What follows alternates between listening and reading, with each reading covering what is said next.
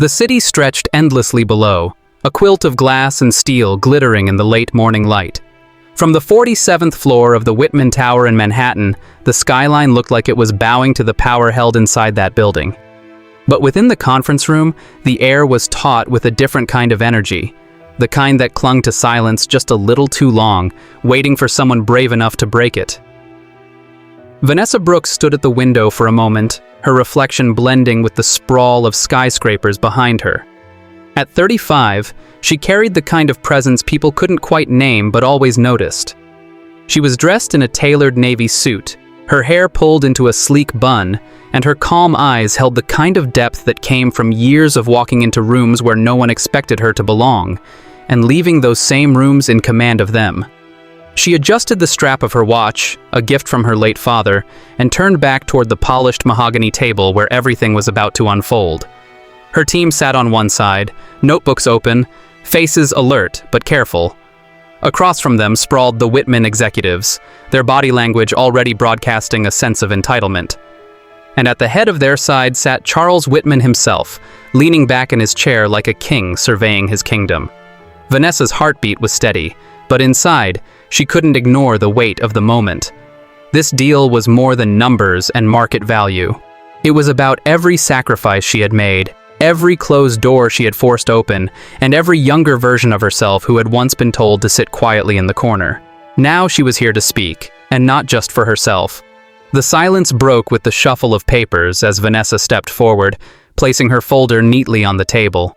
Her voice, calm but commanding, filled the space with ease. She spoke of vision, of innovation, of how her company's technology would not just merge with Whitman's empire but elevate it, redefining its future in ways they hadn't yet imagined. Her words flowed with precision, her hands moving lightly to emphasize, her gaze steady but never aggressive. As she spoke, she noticed subtle shifts across the table. A raised eyebrow here, a tight jaw there. Charles himself tapped a pen against the table as though impatient, though his eyes never left her face. He wasn't listening to her numbers. He wasn't even listening to her strategy. He was waiting for the moment to remind everyone who he thought truly held the power in the room. Vanessa felt it like a storm brewing just beyond the window. She had felt it before, in classrooms, in interviews, in every space where her presence was questioned before her abilities were even considered. But this time, she refused to shrink under its shadow. For now, she pressed on. Her voice carried the vision of a future where innovation wasn't tied to old names and outdated rules, but to boldness, creativity, and courage. And as she spoke, her own team watched her with quiet pride. They knew what she carried into this room, and they knew she was carrying them with her. But the undercurrent of tension only thickened. Charles leaned forward slightly, his smirk beginning to tug at the corner of his mouth, as though her every word amused him. Vanessa saw it, but she did not falter. She knew the moment was coming, the moment he would reveal what he really thought of her. And when it came, it would not only test her composure, it would decide the fate of everything in this room. The silence that followed Vanessa's presentation lingered like smoke after a fire. Her words still hung in the air, sharp and deliberate, but across the polished table, Charles Whitman sat unmoved. He leaned back in his chair, fingers laced together across his chest, his expression one of careless amusement. For a brief second, it seemed he might acknowledge her brilliance. The room held its breath. The executives on both sides glanced between them, waiting for a nod, a question, some sign that he had been listening. But instead, Charles leaned forward, resting his elbows on the table, his voice low but laced with mockery. "I'll tell you something, Ms. Brooks," he said, pausing just long enough to let the condescension sink in. His eyes glinted with superiority. "I don't do business with people like you." The words fell with the weight of a hammer against glass. The room shifted instantly. One of Vanessa's colleagues stiffened in his seat, his pen frozen mid-note. On Charles's side, a few executives glanced down at their papers, suddenly fascinated by meaningless numbers, unwilling to meet her gaze. A cough broke the silence, awkward and sharp, before being swallowed into stillness again. Vanessa felt the sting, not because she hadn't heard words like these before. She had, countless times, dressed in different disguises. Sometimes it was a patronizing smile, sometimes a closed door, sometimes a "maybe next year," spoken with no intention of ever calling back. But here, in this room, with billions of dollars on the line and her team watching, the words hit differently. Her chest tightened, but her face betrayed nothing. She kept her back straight, her chin steady, her hands calmly resting on the folder in front of her. Every instinct urged her to respond, to slice through his arrogance with the sharp truth of her own power. But another instinct, older and deeper, told her something else. Silence could be louder than words. Charles, mistaking her composure for hesitation, smirked wider. "It's nothing personal," he added, his tone dripping with false charm. "But let's be realistic. I prefer to keep my dealings with people who fit a certain standard."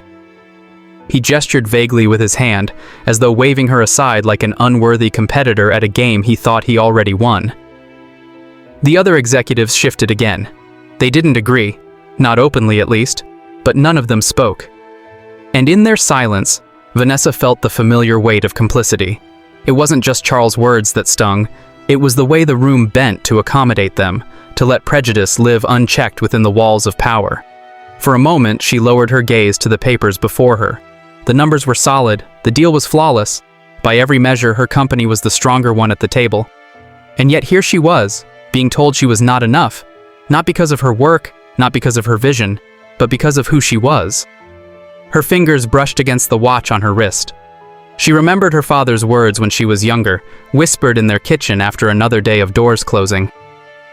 "You don't have to fight every fool, Vanessa. Sometimes the loudest thing you can say is nothing at all." And with that, a decision began to form in her chest. A decision that would turn this boardroom upside down. But before she acted, she let the silence stretch just a little longer, letting Charles believe he had broken her. The boardroom had gone still, save for the faint hum of the city outside the tall glass windows. Charles Whitman leaned back, satisfied, convinced his words had landed like a final blow. To him, this was another performance, another display of dominance in a world that had always bent to his will. But across the table, Vanessa Brooks slowly straightened her posture, her eyes lifting from the folder to meet his.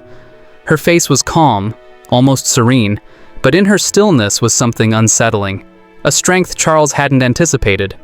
She didn't speak, not yet. She gathered her papers with deliberate care, aligning the edges, closing the folder as if sealing something far greater than numbers inside it. The quiet movements drew more attention than any outburst could have. Her team watched, confused at first. The Whitman executives shifted in their seats, uncertain why she wasn't defending herself, why she wasn't pleading her case or snapping back. Even Charles furrowed his brow slightly, his smirk faltering at the edges. This wasn't the script he expected her to follow. Finally, Vanessa rose to her feet. She adjusted the lapel of her blazer, slid her chair back into place with steady grace, and looked directly at Charles. Her voice, when it came, was calm, but carried an authority that seemed to echo off the polished walls. "Then, this deal is over." No explanation, no raised voice, just 6 words that shattered the illusion of his control. For a heartbeat, no one moved. It was as though time itself had paused in disbelief. On Charles's side of the table, someone let out a short, nervous laugh, as though convinced she must be bluffing. Another cleared his throat, waiting for her to sit back down. But Vanessa didn't waver.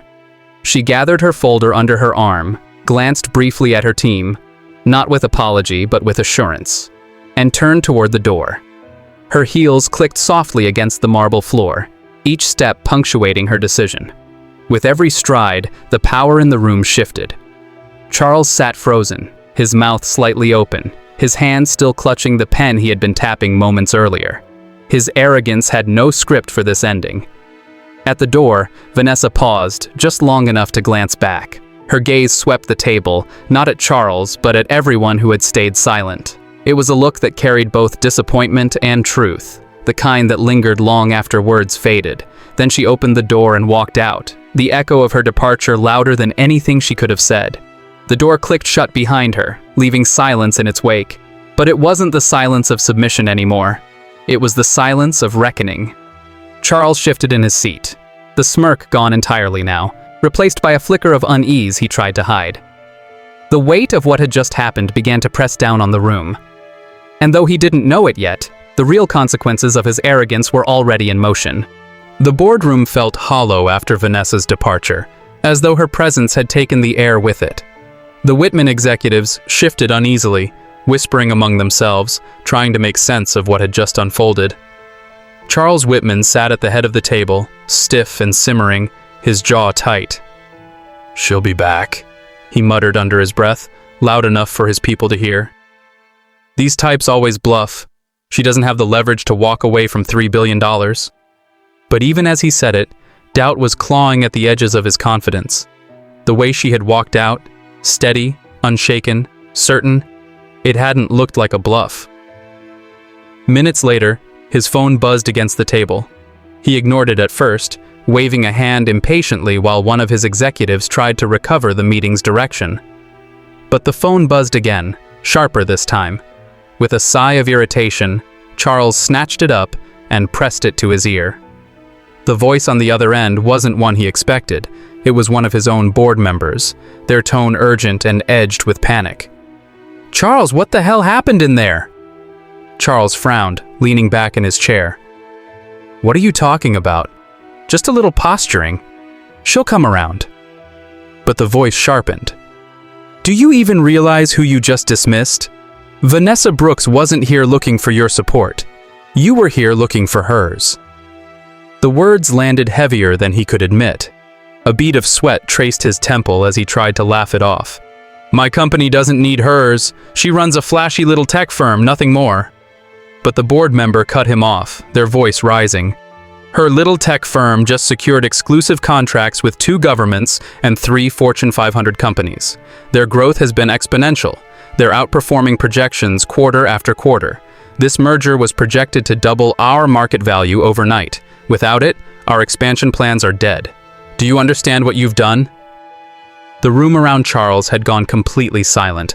His executives were watching him now, waiting, their eyes betraying the unease they no longer bothered to hide.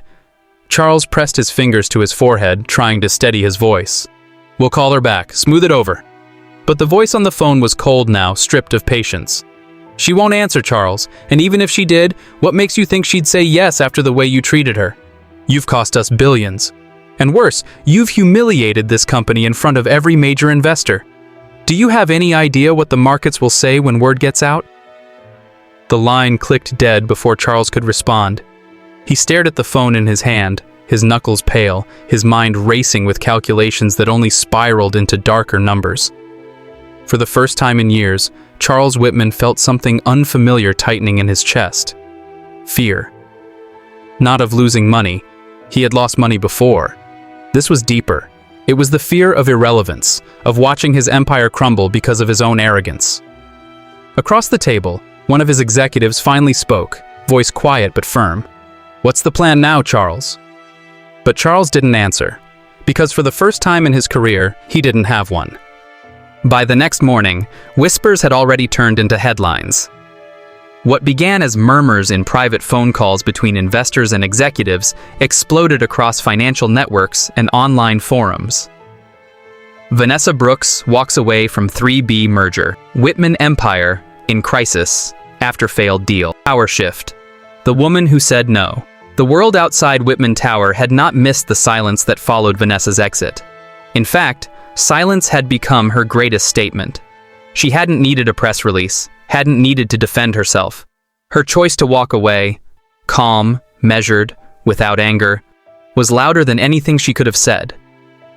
Meanwhile, inside the Whitman empire, panic was setting in. Investors, once loyal to Charles's swagger and wealth, began to retreat. Stocks slipped by percentage points each hour. Confidence eroded. People who had once clung to his name now scrambled to distance themselves from it, and with every rumor, every dropped call, Charles's reputation fractured further. Vanessa, however, moved through her day with the same quiet focus she always carried. Her office was calm, sunlight spilling across her desk as her team gathered around, relief etched across their faces. They had all been in that room. They had all felt the sting of the insult, the weight of Charles's words. And now, they felt the victory in her silence. Some expected her to celebrate, to gloat. But Vanessa didn't.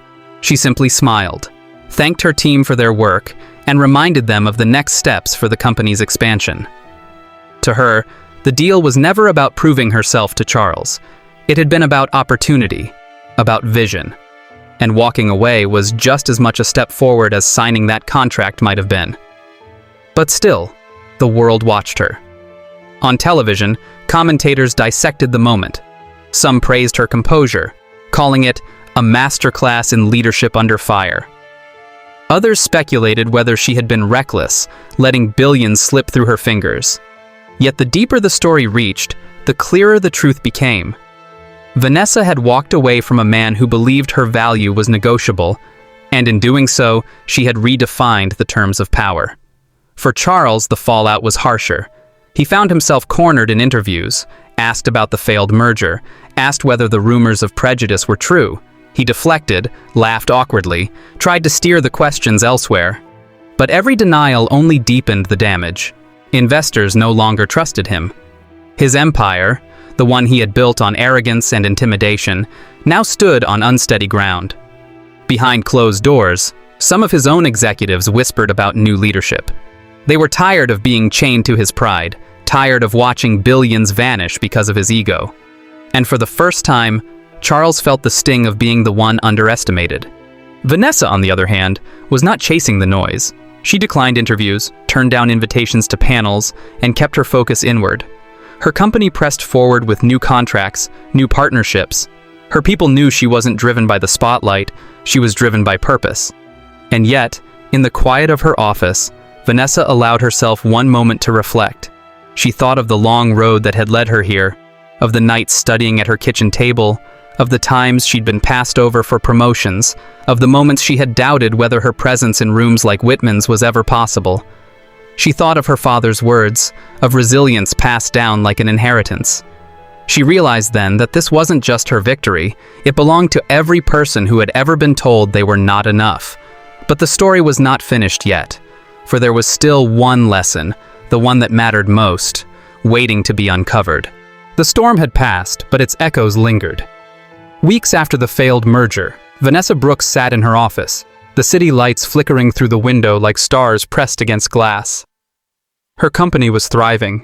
The expansion plans were moving faster than expected, partnerships were stronger than ever, and employees walked the halls with a renewed sense of pride. And yet, in the quiet of this evening, Vanessa wasn't thinking about contracts or stock prices. She was thinking about legacy. On her desk sat the watch her father had given her, the one she had touched in that boardroom when Charles Whitman's words tried to break her. She picked it up, feeling its weight in her palm, hearing again his voice from years ago. "You don't have to fight every fool, Vanessa. Sometimes the loudest thing you can say is nothing at all." She understood those words more now than she ever had. Power wasn't about shouting the loudest or forcing respect from people who refused to give it.